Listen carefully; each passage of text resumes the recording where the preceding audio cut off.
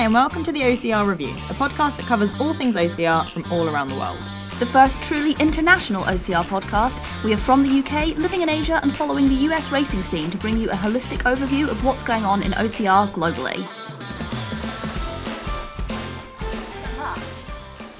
Hi guys, and welcome to episode 12 of the OCR Review. We are super excited to be joined today by two guys from Spartan HQ. We have Mike Morris, who is the VP of Production, and David Watson, VP of Product, who have very kindly joined us today to talk about the fact that OCR is open. So you've probably seen the news that Spartan is now reopening races as of next month. So proper online in-person events are going to start happening. We're super excited about this. It's the first steps that we're seeing towards a new normal for OCR. So we're really excited to get them on the line and just to talk about what this means for the sport and how we're going to see this roll out in the US and across the world. So I'm going to jump into the first question, if you don't mind, guys. I've been living vicariously through the US, and I've seen that you've got a hurricane heat this weekend, if I'm not wrong. And then you've also got the Jacksonville race in June. Are they still on track to go as ahead as you planned, as you've put out there?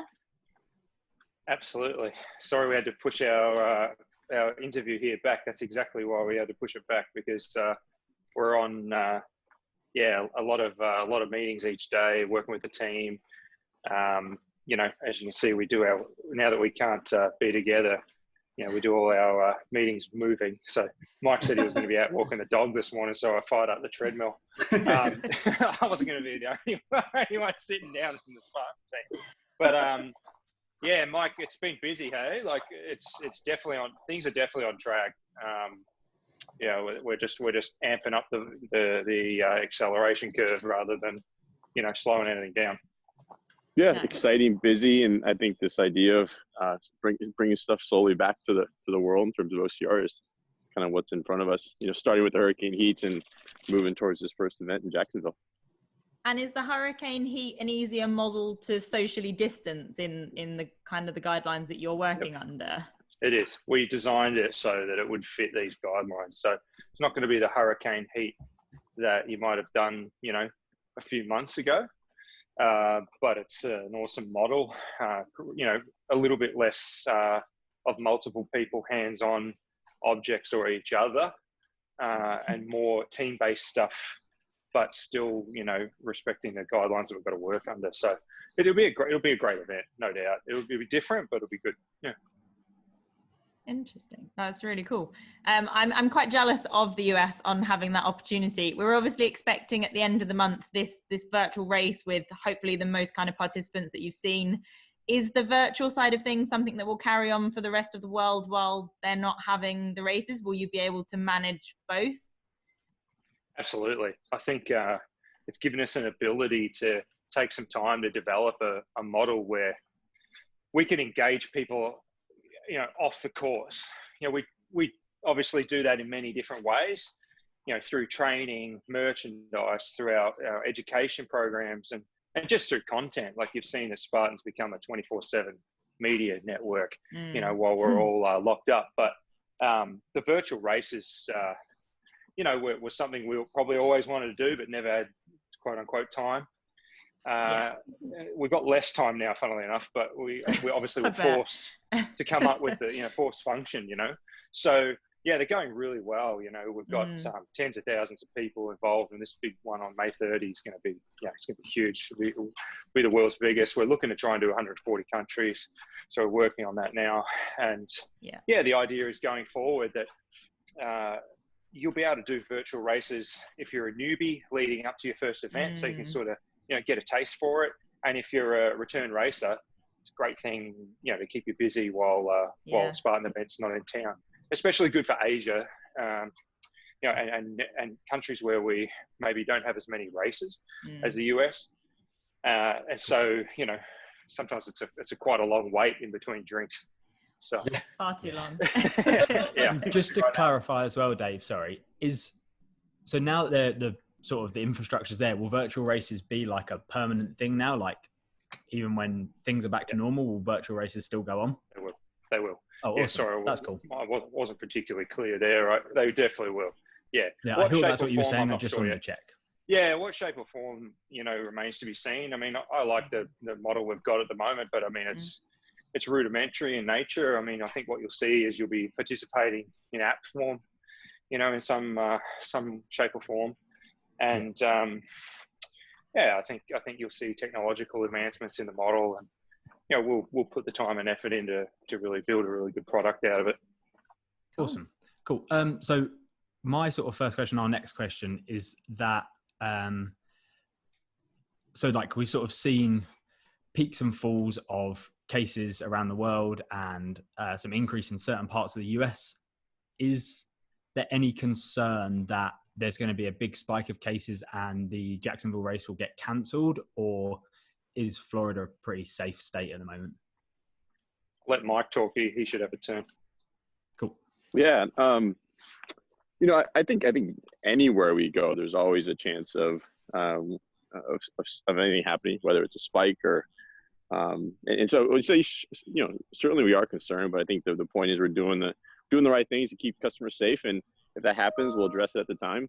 We're not going to force this event down people's throats, and we're going to work with the governments and make sure we're doing the right thing to be safe. So there's always going to be that concern in the back of our heads, no matter where we go. I think that's going to be the case around the world for everybody, sort of indefinitely, right? Yeah, but we're throwing everything at it. Sorry, it's always been a case. No, sorry. Like races get cancelled quite often, like the week of. But I say quite often. That makes it sound like it happens all the time. But like we've seen races be cancelled the week of because of tornadoes. We were in the middle of a super typhoon. That was interesting. Yeah. So it's not an easy thing to have races move. Yeah, we've dealt with hurricanes and in fact, that's how the hurricane heat came around, right? So we've dealt with all these natural disasters, and if we have to address that concern when the time comes, we will. But we're focused on doing the right things to keep customers safe right now, so we can pull this event off. Awesome. Yeah, 100%. I just want to add, I think it's really important for everybody to realize in the community that this isn't a publicity stunt. This isn't like us hoping the race will happen. Like we've got a full staffing plan in place, a full roadmap in place of how we execute the event. We're doing the discussions with the government. That's all been done and put in place and is ongoing, right? So if something drastic would have to happen to put this event off track, because a lot of people I saw posted like, "Oh, is this for real?" Yeah, it's for real. It's definitely for real. And that's our mindset. We're here to race, and we're back. Yeah, and it won't be the first sporting event that they're seeing in Florida either. So they've kind of tested the waters in that sense already. So it's interesting. There's a few going on. They've got some. What else have they got down there, Mike? They've got some motocross going on. I think they've got a music festival going on, and they've got some UFC. Obviously, was there, but that's a lot smaller than what we're talking about. In a sense that you can control 100 or 200 fighters and their teams coming into a venue much easier than you can control a few thousand people. But that's why we've been working on this for, literally since the day we heard about the pandemic. And we put a team together very quickly. And then we put a second team together just on production for these, for this time. Amazing. And I think that's really what we love to hear about. So kind of, like you said, knowing that some events are going ahead in Florida, but this is going to be, I guess, the first of quite a large scale. It's going to be the first that we're seeing from an OCR perspective as well happening. I'd really love to understand a little bit more about the logistics around how you're going to handle, I guess, the whole racer experience. So, from the moment that people arrive, what's self-check-in going to look like? How's the ID process going to happen? Are you going to be looking at health screenings, declarations, that sort of thing? Yeah, fair questions. And I think it's worth saying too, to David's point, we spent weeks, talking to experts, researching other industry publications, and just trying to understand, what are the WHO guidelines, what are the CDC guidelines, how do we integrate those things? And so this has been an approach that's been very methodical, very thoughtful in terms of how to get where we're at. But to answer your question, it really boils down to a couple of things. There's obviously social distancing and all the strategies around that. Then there's PPE and sanitization and the strategies around that. And those are the two big buckets in terms of how we're going to handle mitigating the transmission of the virus on site. But I think it first starts with, one, making sure we can put an event on in a market. And so we have certain gating criteria that we built out to make sure that we're comfortable putting on an event and making sure that the customers are comfortable. So before we even show up in a market, two things have to happen. One, the government has to obviously approve we're going to be there, right? And then we put the onus on the government to come back to us and say, yes, you're approved, and here are the guidelines. But we also have a survey we send out, and we measure the customer sentiment. And we're not going to show up to a market where the customer doesn't want us there. And so we've done this survey for Jacksonville. It's very favorable. And so we have these guidelines in place to say, you know, if the sentiment from the customer says don't show up to it and put on a race, even if I'm not going to be there, don't show up, we're not going to do it. So I think it's important to note that these gating criteria are there to make sure that, you know, before we even decide to show up, we've done our homework, we've talked to the governments, we've talked to our customers, understand and make sure that we should even be in this market. So I think that's an important first step. And then getting into the transmission mitigation measures. The core thing is really starting with the number of participants on site. Yeah. We're going to be operating about 30% or less right now. Just for some numbers, we will typically put anywhere from 1,000 to 1,200 people through an hour at our races. And is that what you're looking at for this race? Are you expecting similar numbers? No.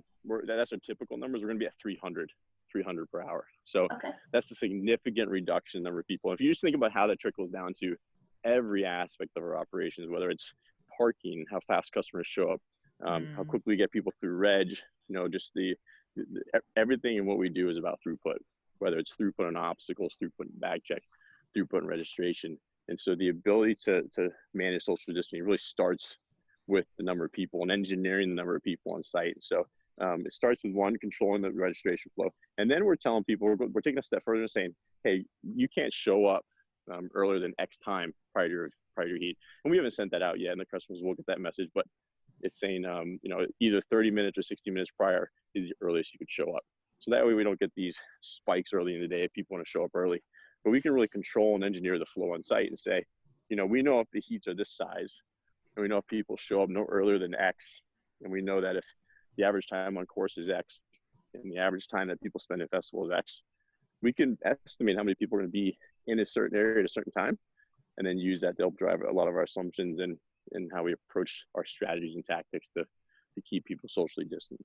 And then it goes in just you know, we're looking at every single process that the customer goes through, literally whiteboarding and talking through, like, okay, if we have to keep 6 feet between these two lines, what is the space in the tank going to be like? You know, how far do we have to position the computers now, registration? We're going to have signage. We're going to have these gates that people have to walk through that say enter here. We're going to have those all over. They're going to be around registration. They're going to be at obstacles to make sure that the lines are very well designated, right? So you think about approaching a monkey bar, for example, you're going to have very clear entry points to each lane. And then we're obviously going to get rid of the steps that are needed. So that thought process has gone into every aspect of the event. From the time you arrive through the course, we've done the calculations to figure out if I want to have 30 feet between me and the person in front of me on average, then I can't have more than X people on course at one time based on a certain pace of a customer. So a lot of thought that goes in it. And that's kind of the core of it, is a social distancing component, and how that trickles down to just every aspect of our event. And just like I said, you know, that was just the tip of the iceberg in terms of the analysis we've done, and just the thoughtfulness that's gone into all the aspects of the event. And then it goes into the PPE and PPE and sanitization, which is hand sanitizer everywhere. I think we ordered I forget how many gallons. It was like $80,000 with the hand sanitizer we just ordered. Like, massive amounts of hand sanitizer. So there's gonna be no shortage of hand sanitizer. Are you just going to are you going to use that 80,000 gallons to fill up the dunk wall? Is that how it's going to work? And we're gonna have everyone just dives through it. Yeah, well, we just bought tough butter, so we're gonna integrate some of it's gonna be an electrified dunk wall full of alcohol. No, I'm just kidding. We're gonna have hand sanitizer everywhere, so everywhere someone can possibly interface with something that someone else has already touched, we'll have hand sanitizer there. So again, starting from registration, after every obstacle, through to the point you're picking up your promo, your collateral, your shirts and medals. And by the way, you thought through that too. Part of this is how do we minimize the amount of touches that people have on stuff? And so instead of having a table full of shirts, right, you're going to walk up and there's going to be a volunteer behind the plastic shield that's going to ask you what size shirt you are. I'm a size medium. They're going to hand a medium underneath, so you don't have customers walking up and rummaging through every single shirt, right? Those plastic shields will be in place everywhere that there's high density of customers. It's going to be at registration. It's going to be at the collateral pickup point. It's going to be at merchandise, point of sales, for example. So we're using those plastic shields as well as a good technique. So you've mentioned some things there, and it sounds like the logistical challenges are huge, and the 80,000 gallons of hand sanitizer and extra plastic shielding and gateways. Has this seen an increase in price to your usual kind of outlay for what would be a setup for an event like this? Oh yeah, I mean, I think we're being aggressively conservative, if that's the right word, just in terms of how we approach this. We don't want to cut any corners. We want to approach this the right way, both from not just customers but also our staff. We have staff and volunteers, so taking the right measures there. So it costs money, and it's gonna and we're gonna take it off the chin in the beginning until we figure this out and make sure we've got it done correctly. So that was my follow-up question: is would that mean that racers would start to see price increases to reflect these extra measures that you're taking? No, not at the moment, and we don't intend to. Okay. The reason, I mean, I saw some comments on Facebook, like, generally really positive, by the way. People are really excited about it. And, oh my goodness. Even more than I would have thought. Like, we knew that it was an aggressive move, but a safe one. But even then, like, overwhelming support. But there's a few comments like, Spark wants to get back into making money. That sort of. I mean, as Mike just outlaid, you can see the complexity of putting this thing on. So you can do the calculations that 30% of people with increased operating cost, like, does that sound like a really profitable event to you? No. Yeah. So why? So someone might say, well, why do it? Yeah. Well, because we've got to get back racing. Because you've got to get racers back on the course. You've got to get people back believing. So we put our money where our mouth is, and we're like, we don't just talk.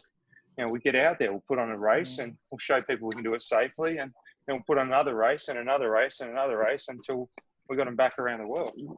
And I will be the first to say I've been keeping my fingers and toes crossed that the races were coming back. So I really appreciate that it is. I think the one thing is that if you're not ready to race, no one's making you go. Like, the option is to stay at home until you're comfortable with that. And I think there's lots of us who really do appreciate that. You mentioned a bit about the social distancing, and you touched on kind of the monkey bars and having lanes and things like that. Is that the reason that we're not seeing competitive heats for this Jacksonville race? Yeah, I think it's safe to say it's a couple of reasons there, but ultimately we want to make sure that if we come forward with our product that we can execute to the best of our abilities, and probably the most controversial area if we get wrong is obviously the racing side of it. And so we want to make sure we get all the blocking and tackling done correctly, and that we can do things like count burpees and have enough volunteers and not have lines at obstacles, which we're confident aren't going to happen. But just going through first race just to make sure you get it right, and then come forward with competitive in elite races, right? I think that's a safe assessment, David.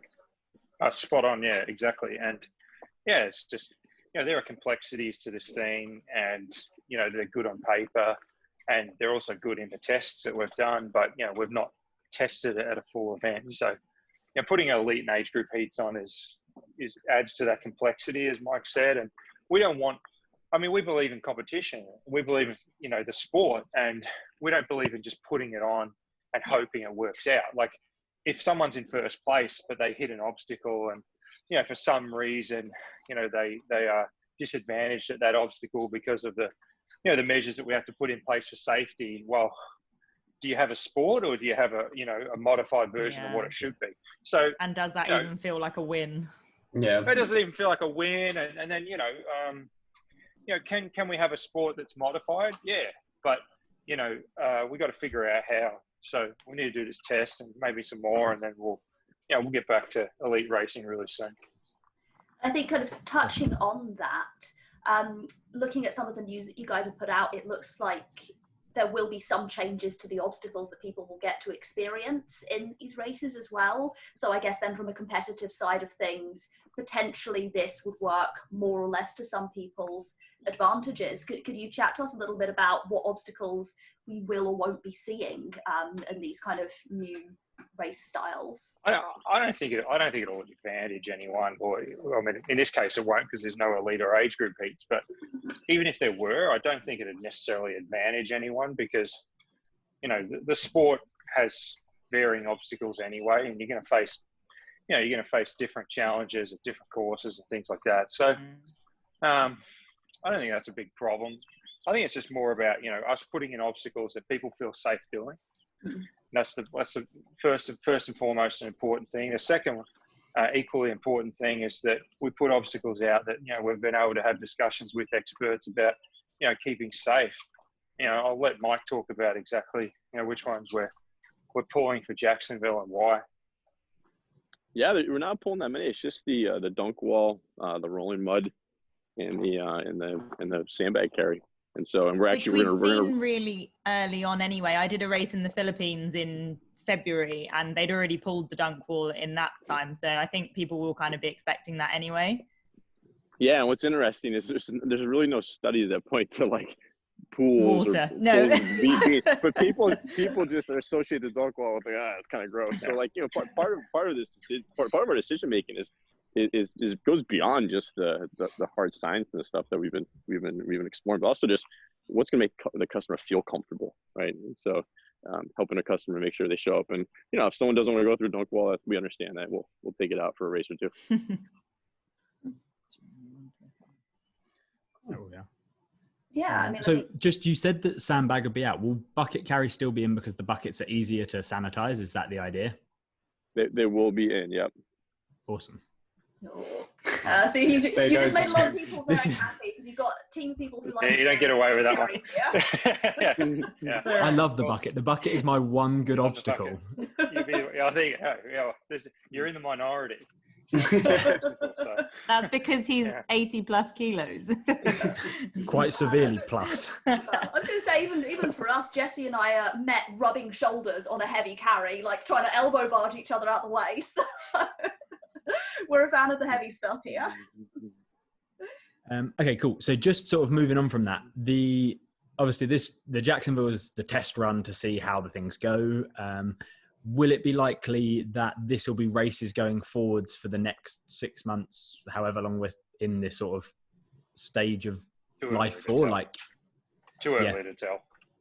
I mean, we could give you a long answer, but we don't know. You know, I mean, we'll put events on in every market where we can put an event on within government guidelines and making sure it's safe. So, you know, the look and feel of Spartan around the world is going to be more dissimilar than similar, I would say, for the first, you know, I don't know, 3-4 months of this thing. Yeah, you've obviously got different franchisees. Obviously, we're lots of people listening in Asia. Is that kind of, are you overseeing it? Is it up to the individual franchisee to choose? How does that work? Yeah, so Mike and I put together a think tank of different international partners of ours around the world, and including our own, our own key markets in the UK, Canada,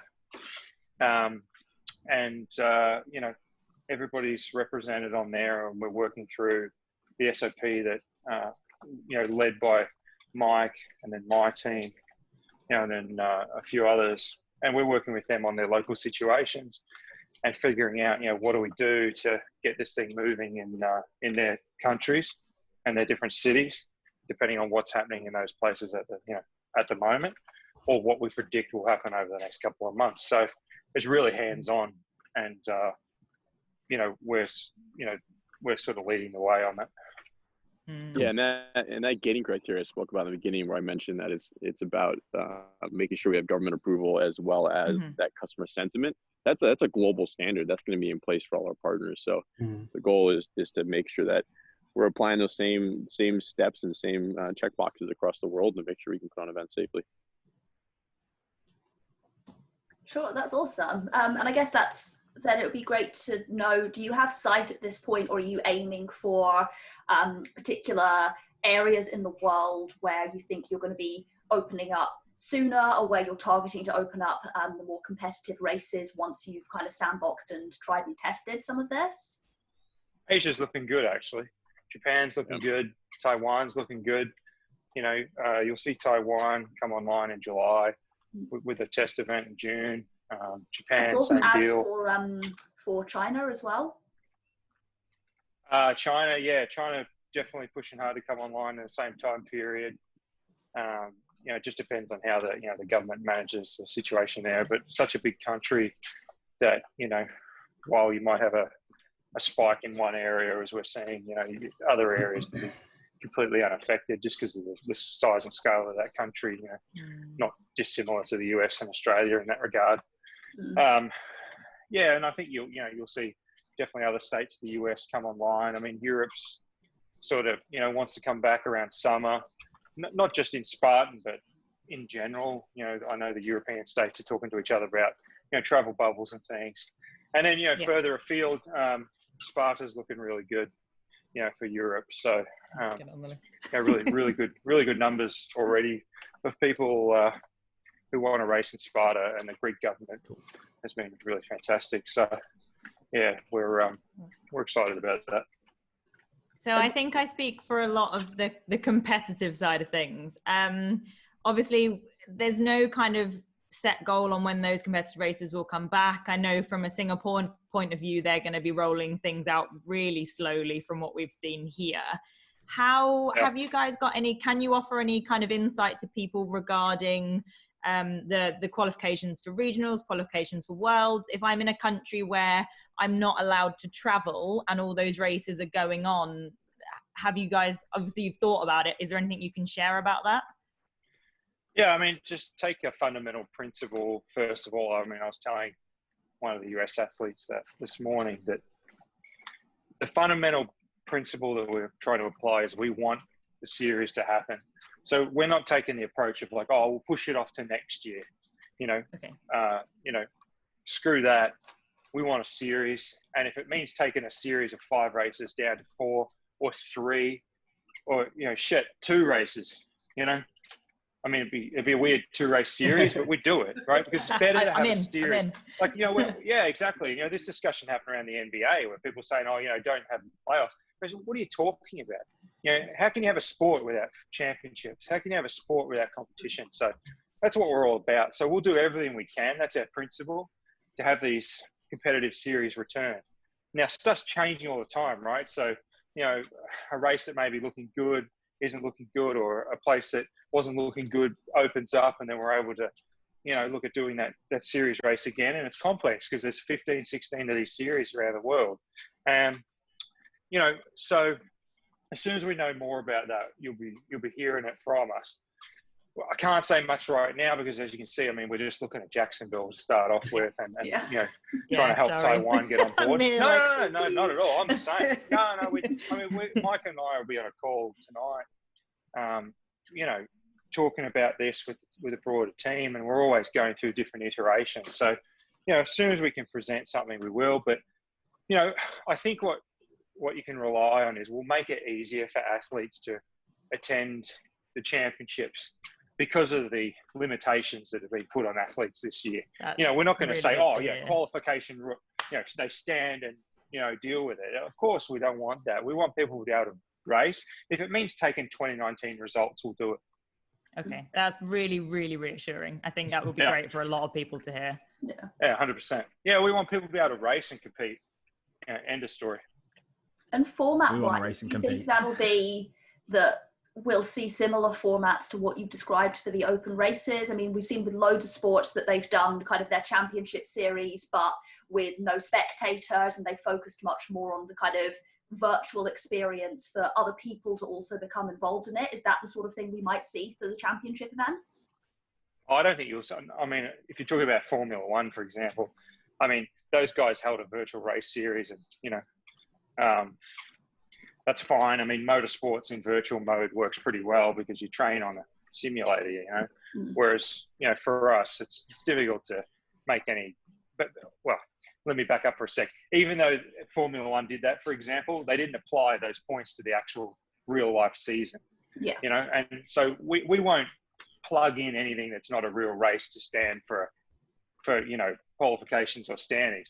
Now, we might look back to 2019 and say, oh, well, you know, these athletes qualified for the World Championship, or these athletes did particularly well in the C Series, or, you know, these athletes did really well at the Euros. And then we make decisions based on that. But we won't say, oh, do a virtual race and you got into the World Championship or something like that. It's not comparable. The big question: World Championships. Do we think we're still going to see those? Yeah, we're keen to have a World Championship no matter what. So, you know, we're working on it. Yeah, it's hard. You know, you know, World Champs is set for December, so you know, it's just. So we should keep our fingers and toes crossed then. Yeah, I mean, we're trying our best, you know, to just keep everything on track as much as we can with as little information as we have. And I mean, we're in the same position as all you guys are, no doubt, and everybody around the world right now. You know, we know as much as anyone else, and you know, it's really driven by a few things. It's going to be driven by community sentiment. You know, the more communities want to get out there, the more pressure there is on governments and authorities to loosen things up. You know, it's as simple as that, really. I mean, you know, of course, there's safety to keep in mind, but you know, sentiment's a powerful thing.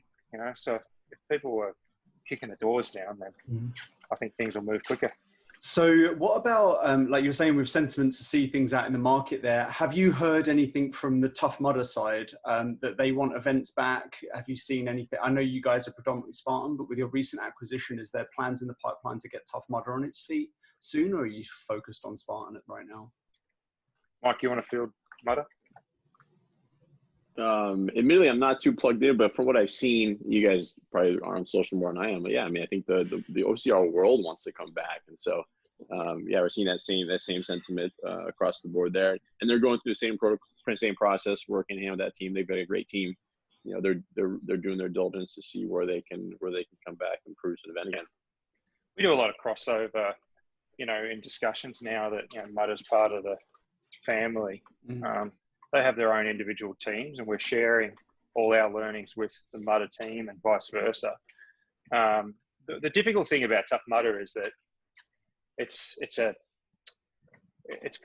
team-based event. You know, it's people helping people, touching each other on some really massive obstacles that cost a shitload of money to build. You know, not that ours don't. It's freaking expensive putting on a Spartan event, but you know, like, some of the just giant obstacles that are part of Tough Mudder means that you can't have as many races just because of the setup time and the cost and all that stuff. So, but the biggest part, I mean, I was talking to the Tough Mudder CEO and Kyle said to me, you know, he wouldn't want Tough Mudder to come back and not, put it this way, he said he wouldn't want Tough Mudder to come back and for people to have a bad time, for them to say, what is this? This is just a shadow of what Tough Mudder is meant to be. So, you know, and the same goes for Spartan, by the way, but I think because, you know, we're more of a sort of, I don't know how to phrase it.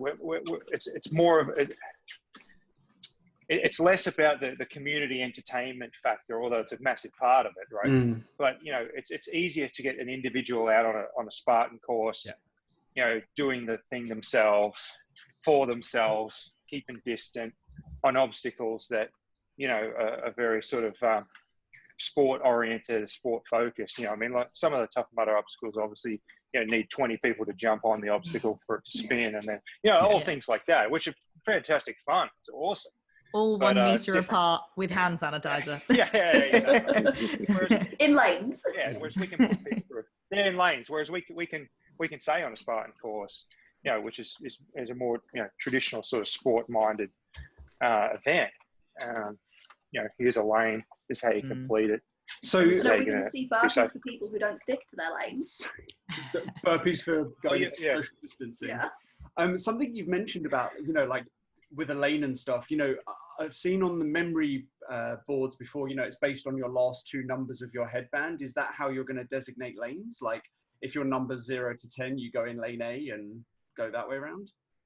No, it'll be really simple. It'll just be, and again, we're operating at 30% capacity here, so you got to think all the preconceived notions of like a lot of people running through a course dialed back a lot. But you'll walk up and there'll be like a spear throw. There could be 10 spearmen available, and you got to pick the empty lane. And if you have to wait in line, there'll be markers on the ground that say wait here, just like you guys might be seeing at your grocery stores or whatever. That's great. I can never remember my headband number, so that's good to know. It's got to be simple enough. Yeah, it's got to be simple enough to execute and be safe, you know. So is the spear, like you were saying there, with the spearmen having 10 on course, what's the usual number? Is that like an additional? Are you using double the amount of kit? Like to no, usually we have 9 or 10 out there. Oh, okay. At least in the States. Some of our partners are one less, which is fine. We haven't had the need to increase the number of or the size of the obstacles, just because we reduced the number of participants by 30%. So yeah. I think, guys, just say thanks on behalf of all of us for your time. This has been really, really insightful. I think we'll kind of start to wrap up. We want to ask you your workout of the week. We'll come back to that in a second. Just if there are people listening in the community, you've spoken about kind of the positivity on social media. Is there anything else that the community can be doing to support to get those races back quicker? I know that there's lots of us that's what we want. Other than social media voice, what can we be doing? Or I guess, what would you say to the people who are maybe not so positive on social media as well, or who are, maybe or still have concerns? Yeah, who are still more kind of worried about the experience.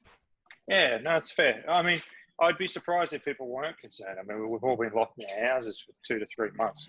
It's like it doesn't happen every year, does it? And I hope it never happens again. But, so we're fully understanding if people are concerned about it. And we're just going to keep on delivering as much information as we can about what we're learning, about what we're doing, about the procedures we're putting in place, about the experts that we talk to, about the government bodies we talk to. And, we'll digest things into graphic format, or, you'll see Mike and myself do some interviews. You'll see, press releases and things. So the Spartan organization is just going to keep the communication happening so that people can have as much transparency as possible into what we're doing. And I say as possible because, it's such a dynamic situation right now. So sometimes we don't have all the answers, like your question about when's elite and age group coming back. I don't know yet. We've got to get through Jacksonville and assess Taiwan and look at Japan and China and look at Europe, and then we'll be able to answer. So that's why I say it's possible, but we'll do everything we can, to make people feel safe. And that's why we're doing Jacksonville, when, economically speaking, it'd be a lot easier to not do it. And for other companies, they probably wouldn't, but, we want to get out there and put these safe racing practices into practice. So people who are nervous about it can see that, hey, this works. Cool. Yeah, so Spartan's always been an industry leader, and I think this is one example of us trying to lead the way. And if there's anyone that I would want to come forward and take a first bite at this apple, I want it to be us. And we're super methodical and thoughtful, and I'm confident we can come forward and attack this the right way. So let's be the first there. Yeah, awesome. That's exciting. Yeah. Like, I think I'm really glad. We're all really glad you guys are doing that. Like, so glad. If someone had to take that first step, otherwise I just wish I lived in Jacksonville. Yeah. So one quick thing. If you obviously get there, I'd help you. Yeah. Sorry, go ahead. With looking at like more socially distanced events and smaller heats and things that are being able to go ahead, obviously you guys have recently acquired Tough Mudder, and people playing along at home haven't heard me mention it for a few episodes, so probably wondering what's going on. But like the TMX style format, like oh god, I always bring it up because like TMX is like my ideal, and it just died a death after one event. But like whether there was plans or not to bring that back, would that sort of format be something you guys could consider now as like a way to have a competitive element without all the process to go through? Like, although it's not a Spartan race, would that sort of style work for some competitive aspect? You mean at Tough Mudder or for Spartan? For either, just that for style of... And for Decafit and for TMX, right? Well, Deca, I mean, DecaFit's an awesome thing, right? I mean, you know, maybe a lot of people aren't tracking on DecaFit, but check it out, DEKAFIT. It's a new Spartan initiative, and it's really kind of workout focused. If you're in a CrossFit or, you know, you do a lot of body weight training, you'll definitely be in a DecaFit. So check out DecaFit on the net. That's number one. Point number two, TMX was awesome, actually. You know, it was a great format. But I think what Tough Mudder did wrong during that period is they were trying to be more like Spartan whilst staying like Tough Mudder, you know, and it split the brand in two directions. It alienated their customers at the time, you know, because, you know, as I said before, Tough Mudder was about not competing. It was about, you know, the kind of the antithesis to Spartan in a good way, in a sense that, you know, it's about entertainment, about getting out with your buddies and having a good time on a weekend. And then Tough Mudder X came along, and, you know, I mean, it kind of split it up a bit, and it didn't go so well. Now, I've spoken to the CEO of Tough Mudder about it, and there'll be no way that you'll see TMX come back under the Tough Mudder brand. You know, Tough Mudder will be about non-competitive, you know, teamwork, team building, enjoyment, you know, personal challenge, you know, all the great things that Tough Mudder stands for. But can you, you know, could you predict that you see something like that under Spartan, like a short course format? Absolutely. In fact, we've already built it. We already have a full design product for it. If you ever need anyone to test it, we're in. I'm there, wherever it is. We did believe it or not, we did a quiet test of it. We did a quiet test of it last year in Mexico. Just a lot of people don't know about that. No, it was something different. We just kept it very quiet. Oh, exciting. Yeah. Dave, I would get on a plane to anywhere. We're in. No, you won't, because there's no plane. So no, when I can get on a plane, I'll be on a plane anywhere. We'll swim. If we can swim there, we're in. Yeah. 2013, we were exploring this short course concept as early as 2013. There are videos out there. The infamous Jack Bauer's got a couple links, actually, of like our short course trial that was supposed to be a teaser for a film, like a quick reel. And you can find those. Killington 2013, we did a short course. We grabbed all the elites after the race. We put them through like this 15-minute sprint of just multiple laps on the same circuit.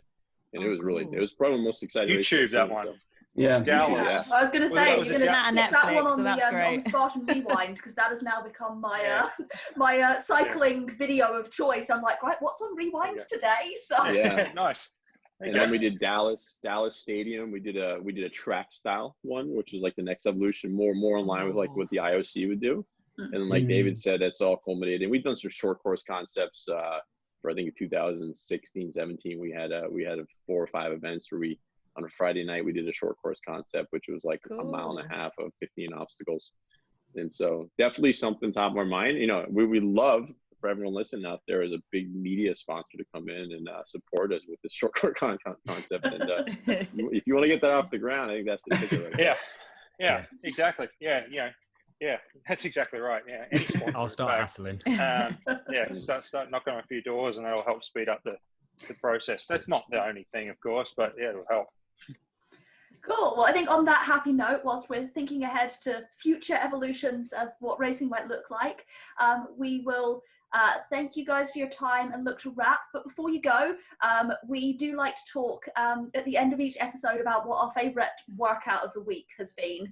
So I know that you guys are super, super busy at the moment and kind of been doing some exercise whilst you've been chatting to us. But if you could share what's been your kind of top workout session you've managed to squeeze in this week.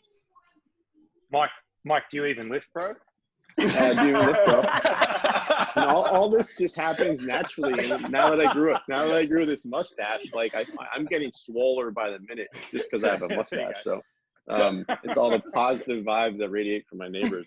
It's funny. It's and I'm going to answer this with a roundabout answer only because my workouts aren't that impressive. But 2 things. One, with the pandemic, for better or for worse, there's a neighborhood of like 15 kids that are within literally probably an 1/8 of a mile of my house, and they're all in the same grade, all boys. So it's like Lord of the Flies around here now because they're all to school. They get done with their schoolwork, and it's just bike club. But what I've started doing is actually twice a week, Thursday nights, I do a run club with them. And so I drag them all out. And these are all 1st grade to 3rd grade kids. So 6 years old to 9 years old. So every Thursday night we do a 2.5 mile run for our run club, and then Sunday mornings we do a workout session, which is like sprints and like body weight and plyos and like inverted rows, things like that. So that's like that's a broad answer, but that's been fun, and it's the silver lining here. But one thing I've done this month is a squat challenge where every day I'm doing 303 squats, air squats, like full rep, full range. I'm like ask the grass, 303 air squats a day. That's a very specific number. Yeah, well, it's over 30 days. It equates to 10,000 squats. Right. So, Wow. and it's when I only did it. It's not that bad. It's not like, you see what Hammond did. He was running like a mile a day for like, obviously a lot more impressive. This just takes me 10 minutes every day to eke them out. But that's been my kind of fun thing to do in addition to the normal workouts, whether it's running or a lifting session. So that's fun. Cool. Oh, that's awesome. That sounds fun. Mine's a bit weird. What I've been doing now, like walking on this call, is pretty much my workout chosen of the week. Not that it's my only workout, but it's what I would choose. So I'm on the phone all night. Obviously it's daytime for Mike and all my colleagues in the US. So, I'm on the phone till late at night. So during the day, I'll get a normal workout in, like, I ran 20K today. But tonight I'll probably just on this, this interview, I've done nearly 4Ks walking along here on the treadmill. So, I've got a good 20. Yeah, I got a good 20K run in today, and then, Casual. I'll probably knock out 8 or 10Ks on the walking treadmill here. And I just got this little gripper here, that I kind of squeeze this for a while. And, grip strength super important. So it's a pretty random, like, it's not really a workout as such, but it's kind of like I don't know, a little supplemental thing that I'm doing at the moment. So let's see what it does. But yeah, if you can get one of these treadmills and just put it wherever you can fit it, and anytime you're sitting down or talking or you're working from home or something like that, yeah, just get on the treadmill and just walk. And typing gets a bit rough, like spelling errors all over the place, but other than that, it's pretty good. You'll have to get one of those speech to text. That's a really good point. I didn't think of using that. It's a really good idea. I might try that. Yeah, it's a great idea. Cool, awesome. Right. Well, thank you so much, guys, for joining us. It's been really, really great to understand a little bit more about how you're approaching the upcoming races, and how we might see that roll out globally. We're still looking forward to hearing when that's going to hit us here in Asia, and I guess for Jesse and Sean later in the year back in Europe as well. So yeah, appreciate your time. Thank you so much. Thank you very much. Thanks for having us, guys. Cheers, Really appreciate it. Thanks. Cheers. Okay, so we've just listened to Mike and Dave talk us through what the return to OCR might look like. I know that between all of us, we're really excited to hopefully see some races, obviously hitting America really shortly, and then hopefully looking forward to some stuff in Asia and Europe coming soon. So let's just wrap up, guys. It is workout of the week time. Alona, do you want to start us off? What has been your workout of the week this week? Okay, so I was feeling a little bit down at the weekend because it was supposed to be Vietnam. So I decided I was going to take all of my energy and channel it into just a day of doing too many workouts, or too many workouts for me. It probably is your standard Saturday because you can just do volume like a crazy person and it's amazing. But I tend to burn out a bit quicker. So I decided to cycle down to our local trail. I then did my warm-up, ran 5K as hard as I possibly could, so as if it was, the Vietnam sprint race. Finished the rest of the trail, got back on my bike, cycled home, did a little bit of recovery, and then did a strength workout, and then sat on the sofa and ate a lot of pizza. Perfect. That sounds like the ultimate day. Yeah, no, I had a very, very good time, and then had to remember to actually take some time off afterwards because, yeah. Good idea. Jay, how about you? Sorry, I was going to say 2 follow-up questions. Which way did you go at McRitchie to do your 5K? Did you go clockwise or anti-clockwise? Oh, I went clockwise. So golf course first to the ranger station. Okay, I was going to say that's the faster side, isn't it? Yeah, but I because I wanted to take some of the route to warm up before I started. I knew if I went anti-clockwise, then I'd be doing my warm-up on all of like the good hills that are at the beginning of that section, and then it kind of levels out a bit more before the ranger station, and I wanted to get the hills in as part of it. So yeah. I find going Yeah, I find going golf course first, so clockwise, always tends to be less busy as well. Like it always seems quieter. I don't know if that's a psychological thing, but it's because most people go anti-clockwise, and so I think, like for me when I go, I think the same. Like, but you just bump into lots of people at the start of the trail, and lots of people go up to ranges and back, and up to like that bit and back, Venus and back. So if you're not in Singapore and you don't run with Creature, you're like, what are these weirdos talking about? Let's move on. Jay, workout of the week. So I've been on my kettlebells still. I've really enjoyed it. What I was finding though is I was starting to do like too much HIIT work with my kettlebells. So what I've done is I've just sort of slowed the pace down and put in way more breaks. So I've been doing like a 40-second on, 20-second off of like 3 different movements, which are kind of complex, and then like a minute break after those 3. So, and I'm not like trying to like crank as many as possible in that time. I'm just doing it like nice and controlled, with really good form, and just whatever number I do. And I sort of cap that off at about 30 minutes just of like rolling through that. And that's been really nice because it's like, it's weird to do sort of sets and reps with kettlebells. It kind of feels against the grain of how they're designed, because you're supposed to do these kind of complex movements of like swings into presses. So just doing like the complexes with a time limit and just concentrating on form has actually been way better, because then with my volume with running, with all of the HIIT stuff plus the running, I was just like broken at the end of 1 week. And I was like, whereas actually just pulling it back, I've actually been able to do slightly more kettlebell stuff and keep my running volume high, and that's kind of working out better for me at the moment. Yeah, so he's going to be a kettlebell pro by the time we get out of this. He's been really locking in all this technique. I'm really enjoying them. Yeah, they're just a bit strange and fun, and it kind of no matter what you do, they end up just hammering your butt. And that was, to be honest, that's what I neglect, was like working on like my rear, like my posterior chain and my like hamstrings and my glutes and all that sort of stuff. I kind of like not do that work, even when you're doing like overhead press or any other bits, that just sort of seems to get like a sneaky bit of butt gain in there. So yeah, no, it's been nice. So it's gonna be peachy too. Yeah. There's some full like kettlebell competitions out there, so you might have a new hobby once you get out of lockdown. I've been reading loads about it, and apparently like in the same way that there is that kind of Tough Mudder versus Spartan, there's sport versus hard style, and they like have it's like every community has its own little sub like issues and like grievances and like arguments, and I've just discovered a whole new group of them. But yeah, a whole new world outside of whole new world out of barbells and dumbbells and Spartan racing. Cool. Okay, Sean, what's your workout of the week? Cool. So I'm reading mine because I can never remember, because it's always too big, which is why I'm looking down at my phone. So we do like a social distance Zoom workout on a Saturday, which is like our bigger volume session. And as part of that, we did like it wasn't the CrossFit workout 50-50, but it was basically based on that, but with the movements we can do in a square in our condo, basically. Yeah. So we did 50 ball slams, which we actually ended up doing dead ball cleans, because the flooring we were on would not have taken a ball slam. Sketchy. Just dropping it over my shoulder, I was like, I'm going to break this floor. This is not ideal. Yeah, but most things coming in next from time. I was going to say, most things coming in from the atmosphere, Sean, have pretty large amount of volume. Like coming off your shoulder is like a orbit re-entry. It was. So we changed that one. That was on those ones where like I dropped it the first time and was like, nope, not paying to have our condo wooden floored. I don't redecked. Cool. So 50, what ended up being dead ball cleans, 50 burpees, 50 push-ups, 50 kettlebell swings, 50 dumbbell snatches left side, 50 dumbbell snatches right side.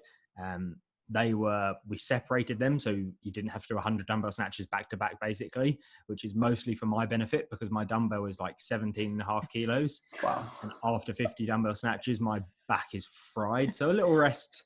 And then air squats, lunges per leg. So you did all 100 lunges, alternating legs. And then single leg deadlifts per leg, which was split the same as the snatches. So you could do right and left. It was, and then we did it as a choose your own adventure. So you had to do 50 reps of each exercise, but you didn't have to do the exercise in order. So it was good. Yeah, the choose your own adventures format that you've introduced me to, I really enjoy that whole, like, here's a whole bunch of reps, do them how you want. Like, I hadn't experienced that before we started working out together, and I really like it. So yeah, thanks.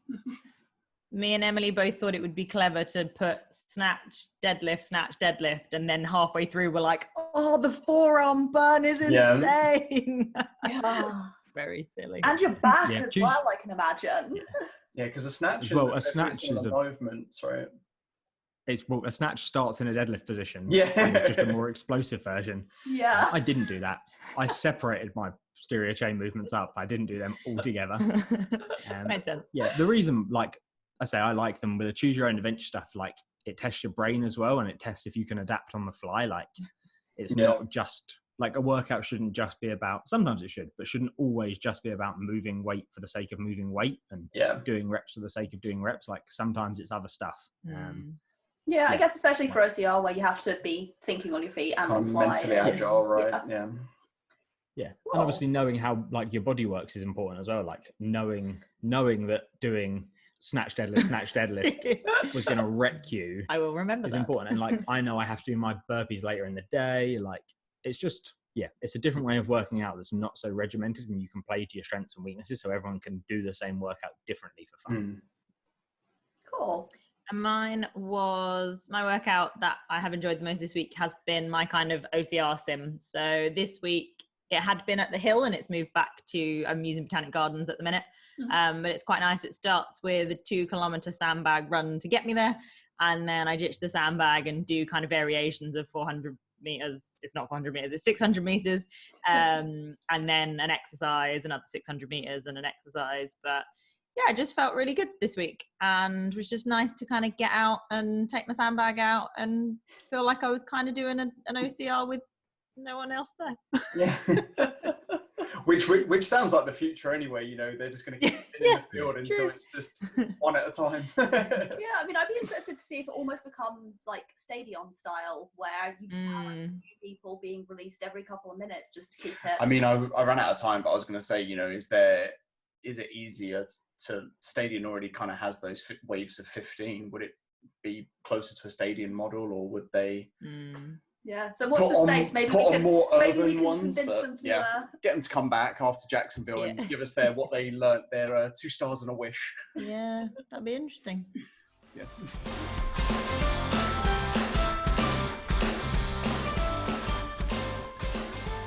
And that concludes this episode of the OCR Review. We hope you enjoyed it, and we'd love to hear from you, so please hit us up on our social media channels. You can email us at theocrreview@gmail.com, find us on Instagram at theocrreview, or on Facebook at the OCR Review. Remember to send us your thoughts, questions and suggestions for future episodes, and please do subscribe on Spotify, Apple or your podcast platform of choice, and leave us a review. We've been Ilona, Jay, Sean and Jesse, and this is the OCR Review. Thanks for listening.